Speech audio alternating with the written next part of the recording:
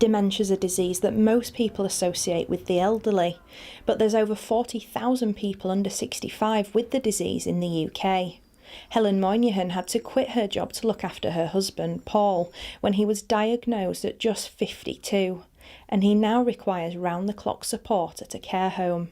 Helen's experience of trying to get Paul the appropriate care has made her question if there's enough help for people in her husband's position. My husband's, he started when he was 52 with dementia. He's now 60.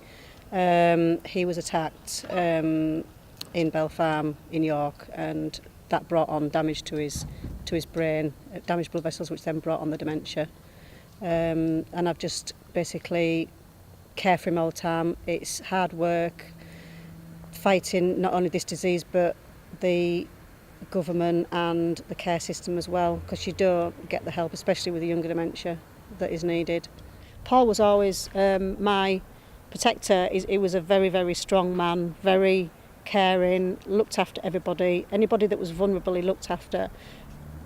If I had any problems, if I was upset, he was the person that sorted it. He was the one that put his big arms around me and told me everything was going to be all right. Very, very strong man, into weight training, very proud, very respected in York. And to see him like that now, and not to have that man with me anymore. Everywhere I go, when I walk around in York, I see myself with him. If I go abroad to where we used to go all the time, because we have friends abroad, I go to that village on my own and I look at restaurants where we've sat on it and it breaks my heart, because I just want him there. And these young people who did this to him are out there enjoying their life and their family, and you know, their mums and their dads and their kids have got a father, brother, husband, sister, you know, whatever. And we haven't. I mean, his mum's 78 and she said it should be her there, not him. She can't even go see him. Not only has Paul's life been taken away by dementia, but also his wife's, children's and grandchildren's. As Paul couldn't find sufficient care in York, he now lives in Malton, making it a struggle for his family to visit.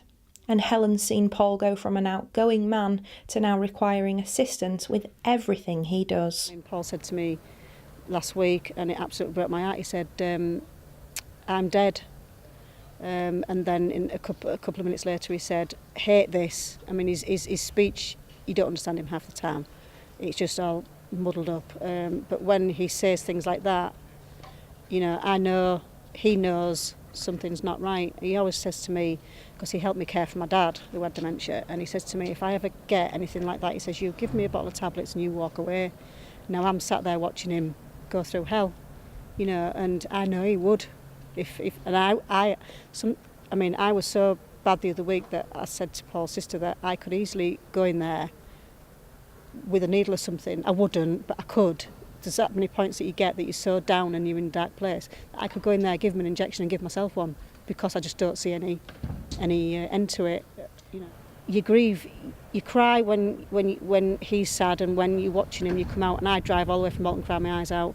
His sister's left there in tears, and then if something nice happens, you cry again, because you miss that person.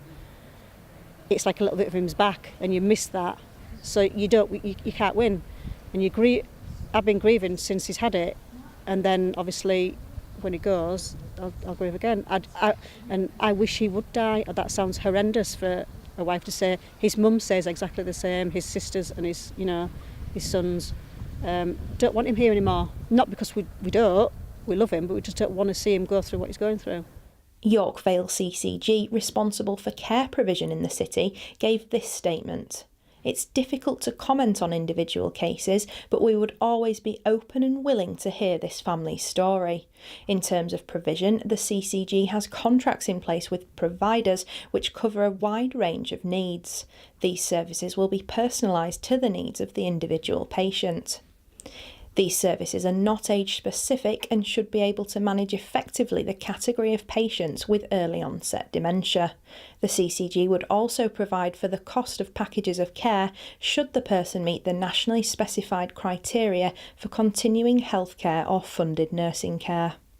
Helen's now appealing for more help in York for young sufferers of dementia, as well as for CCTV in communal areas of care homes. Anna Riley, That's TV.